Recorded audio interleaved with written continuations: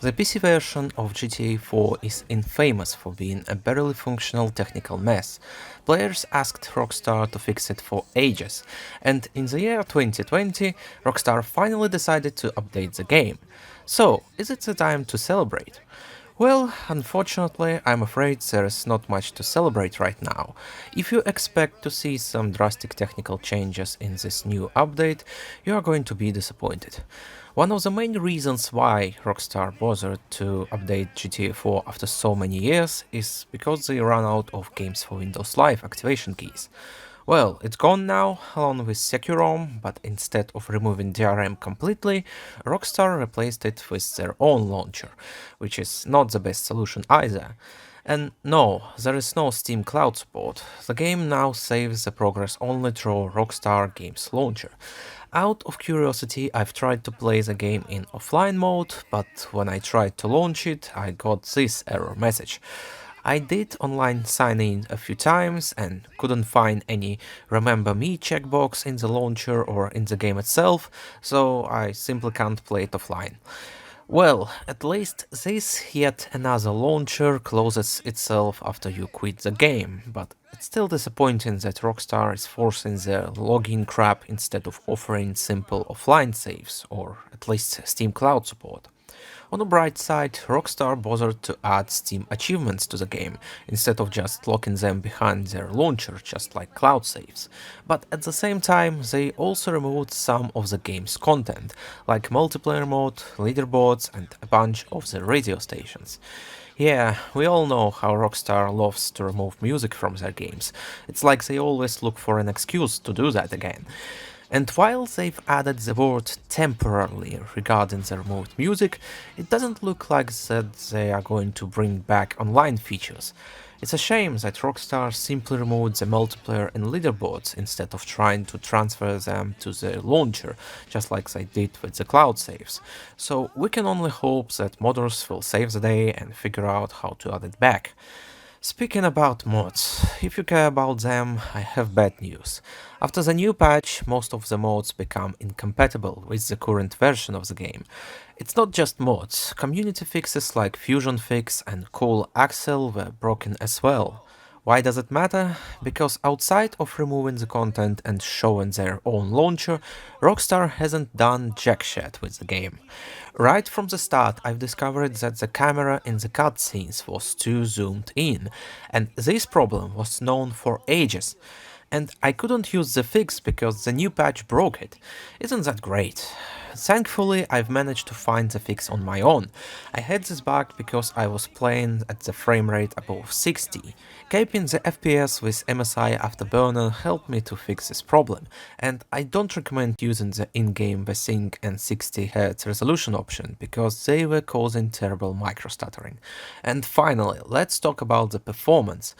I haven't played GTA 4 since 2008, so I've decided to try and see if I'll be able to play it at 4K resolution with the best graphics quality preset. And the answer is no, I couldn't manage to run the game at stable 144 FPS in 4K resolution. The frame rate was constantly dropping to 70-60 FPS, not to mention atrocious frame pacing issues in the cutscenes. And this is a 20 years old game that is running on a hardware with GTX 1080 and i5 8600K. I can't remember any other title from the 2000s that was running so badly on my PC, and believe me, recently I've played a lot of games from that decade. Okay, let's not be greedy. 4K is probably too much for that game. Maybe lowering the resolution will help to improve the performance?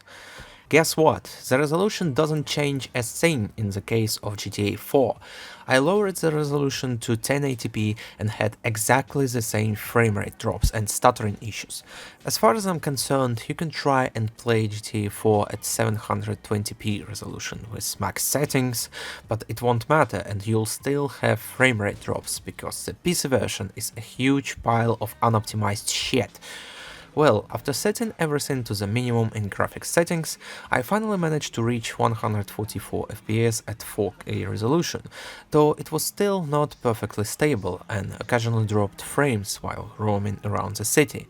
So yeah, considering that going above 60 FPS causing bugs and cutscenes glitches, I recommend you to forget about trying to target a high frame rate in this game. Also, don't use a built-in benchmark. It's always capped at 67 FPS and basically useless for testing the real performance.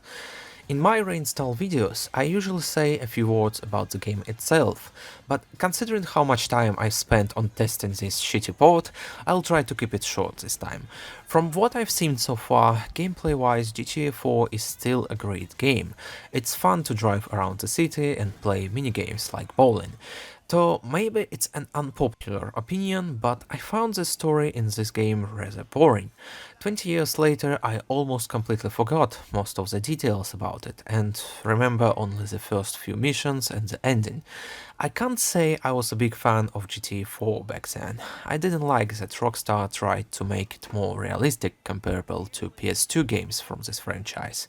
I hated the brown gritty color scheme that this game has, and moving on from a huge state with countryside in San Andreas to a single city in GTA 4 felt like a downgrade in my eyes.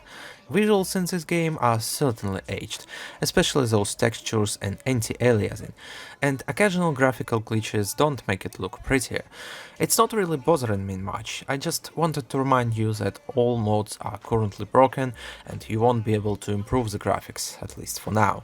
GTA 4 The Complete Edition includes episodes from Liberty City, and you can choose to play the original game or DLCs through the main menu. Overall, the new update turned out to be a major disappointment for me. I was hoping for the best, but yeah, Rockstar did a minimal possible amount of work in order to make it playable again, while removing the content and breaking mod support. I was going to replay GTA 4 anyway, and having Steam achievements is a nice addition, but the fact that Rockstar didn't bother fixing performance issues is just a disgrace at this point. If you are planning to buy the complete edition when it will become available for purchase again on March 24, just be prepared that it might take some time before modders will fix the game again. In the meantime, I will continue playing GTA 4, because I want to know how it holds up after 20 years since the release, and I might make a full-fledged review on it, so don't forget to subscribe and stay tuned for more.